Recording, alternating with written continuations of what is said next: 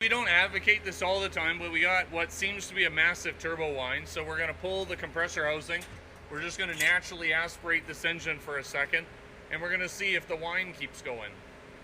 We